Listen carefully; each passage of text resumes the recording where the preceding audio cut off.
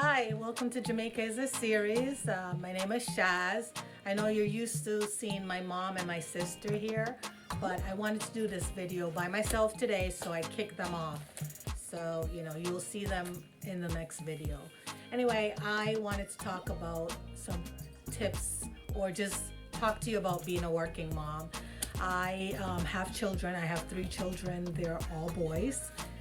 So, shout out to the boy moms out there. Wanted a girl, but God didn't bless me with it. So I have to deal with the boys.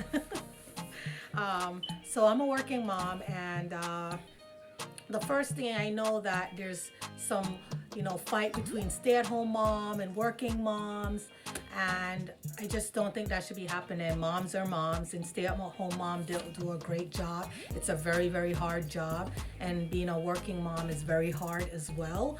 So I just want to also shout out to the stay-at-home moms. We got your back, and just like how you got ours.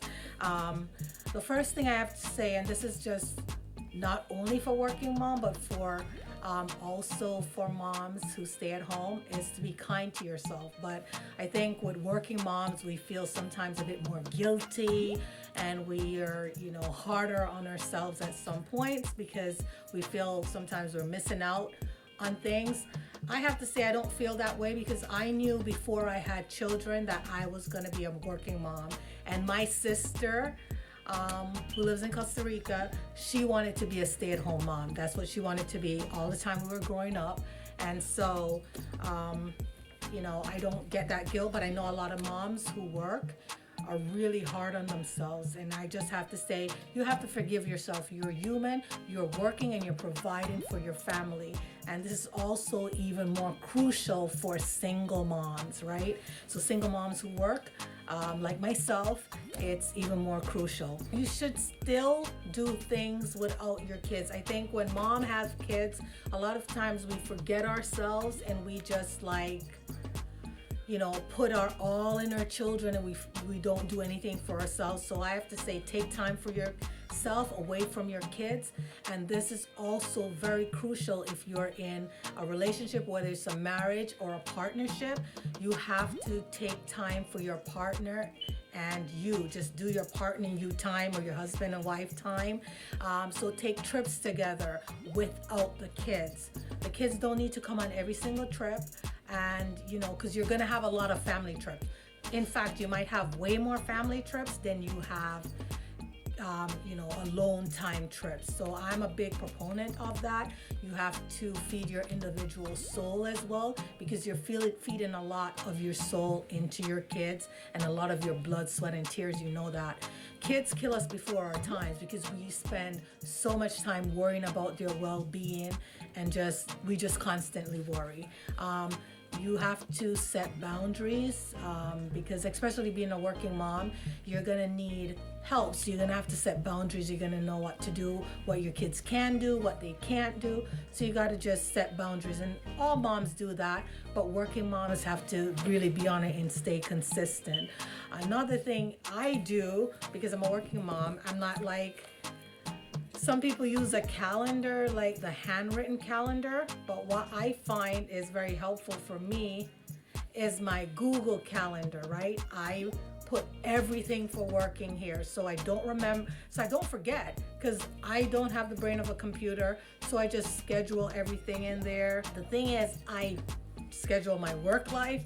I don't schedule my home life. I need some freedom, because it's so regimented when I schedule my life at work, and I really like it that way.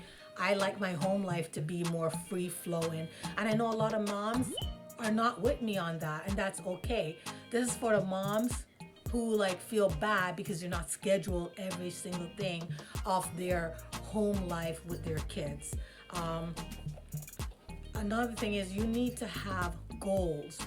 Right now, I have money goals, right? I want to have my dream home in California. So I'm putting effort and energy and work into how do I get the money for my dream house. First, I know what my dream house is. I know the area I want to live in. And so I need to work up to having a down payment for that. I know I'm going to be moving. It's a big deal because I'm in Massachusetts. I have to move to California, but I love California. I've lived there before, and I can't see myself living any other place. So I want to spend the rest of my days there. So I have money goals, and I'm trying to get there in the next 3 years. So I'm just working and taking baby steps towards that. Don't be afraid to have your family or friends who are like family or your support system help you out. There's no shame in asking for help. I know a lot of moms want to do it all. We can't do it all. And society put that burden on it. And more so than society, we put those on ourselves. So we have to be very careful of knowing your limits. And if you need help, don't be afraid to ask. Pride is not a good thing. It's not your best friend, so you need to stop hugging it like it's your life raft, okay? So let that go. I find that kids are very simple, right? I'm not talking about the misbehavior, the tantrums, like the throwing stuff. I'm not talking about that. They're pretty simple of they want X, and if you give them X, they're fine. Like my kids are into like video games, so I limit how much time they do on the video games, but they get to play video games every day, but for a maximum of 2 hours. The little baby one, he is like me and he's into movies and he is obsessed with Spider-Man. I know moms, you know that, like once your kids or your babies get hooked to something, whether it be Baby Shark, Twinkle Twinkle Little Star, you know you have that on repeat every single day for months on end, and you want to lose your mind because you're like, I cannot do this anymore. And in order for me not to snap, I will just leave him in there and let him enjoy because he loves it, and all kids are like that. And I love watching him. So even though I get like, oh my God, I don't want to do it again, I just like give in. So, you know, I don't, as I said before, don't schedule a lot of things with my kids, but especially in the pandemic, we don't go anywhere. Safety first, everyone.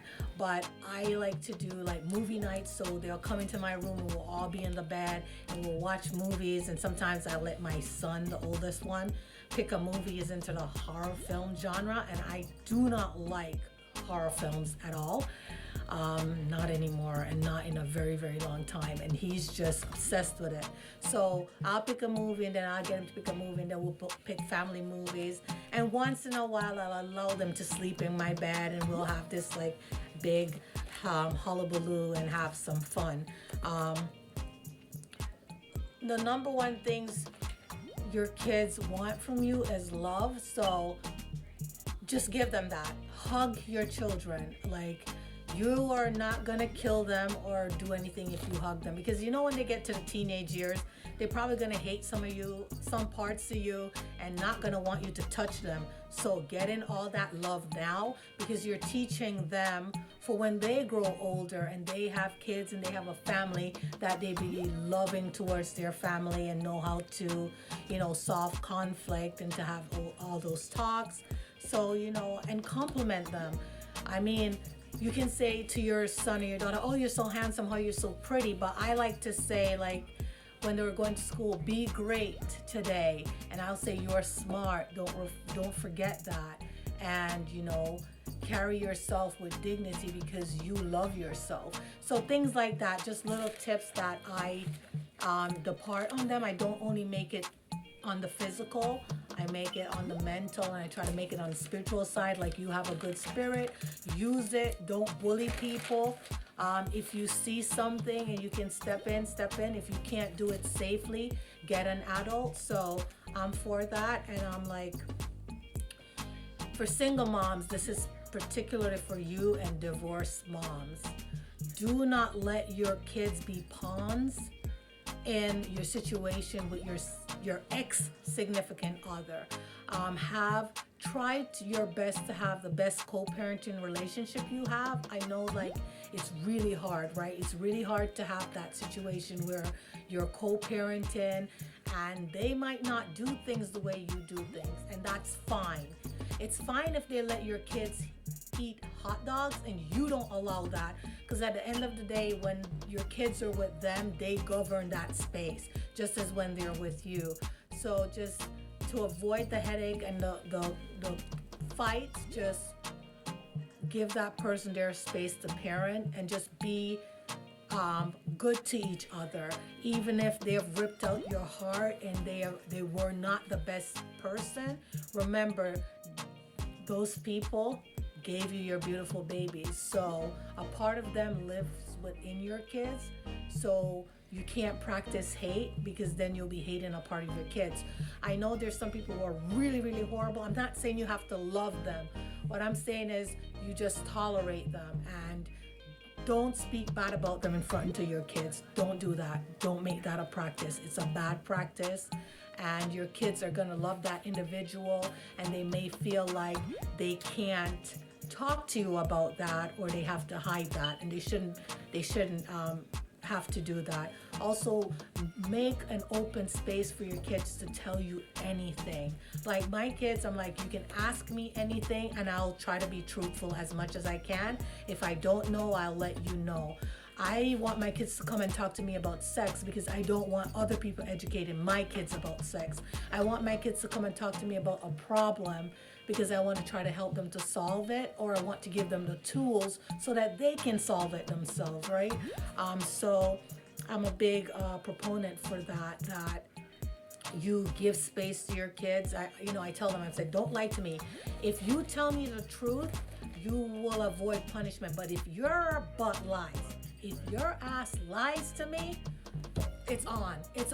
And your punishment is going to be worse when you lie. My kids know that, and they've learned that.